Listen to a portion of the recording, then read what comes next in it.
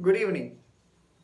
Today we are not going to talk about any devil in the detail, but at times in the budget proposal there are provisions which are brought in to correct certain erroneous existing provisions. We are going to deal about one such provision.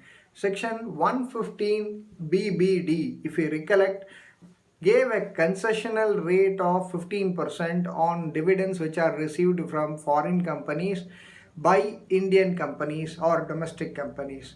Now, the criteria there was the Indian companies should have held a 26% shareholding in the foreign companies. This was to give a fillip to Indian companies going abroad and investing. Effective from 1/4/21, dividend became taxable in the hands of the shareholders. So any dividends which were received from domestic companies in the hands of other domestic companies or the receiving domestic companies was getting taxed at the normal income tax rate as applicable for companies. On the contrary, the clause under 115 BBD still had that 15% benefit erroneously. This is getting corrected in this budget, whereby the 15% threshold or the 15% tax rate under 115 BBD is going out of picture. So going forward, foreign dividends received by domestic companies from their foreign counterparts, as long as they hold 26% or more, or from their Indian counterparts, if irrespective of the shareholdings, or not necessarily their counterparts, even from normal investments which they make in other companies,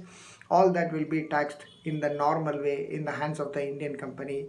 If you recollect, section 80M consequentially gave a benefit effective from 1/4/21 to the extent of the dividend that is received from other companies, be it domestic companies or foreign companies, when the Indian company distributes dividend. So the quantum of benefit which is given as a deduction under 80M is like a pass through. I get X amount of dividend as a dividend receipt from domestic company or from a foreign company. The total X is the maximum eligible amount which I can claim under 80M as well, provided I pay the same an amount of X or the amount X plus something as dividends during the same year.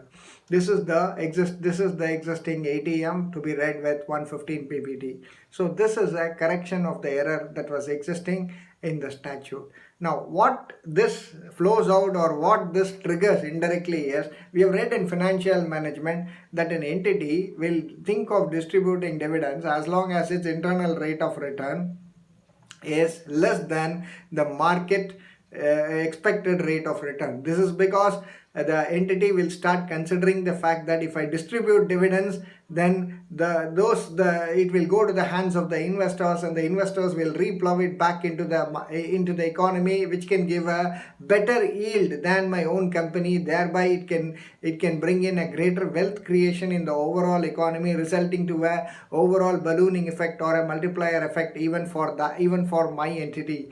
Now, with this removal of this 15%, Indian companies who have invested abroad are holding a sizable portion of their shareholding. They will start thinking twice of distributing dividends from overseas. Rather, they might want to take a contrary decision to retain those, so that when it might come in very handy at the time of disposal by ballooning or by jacking up the liquidation value or the sellable value of those underlying shares. Thank you very much. Good night.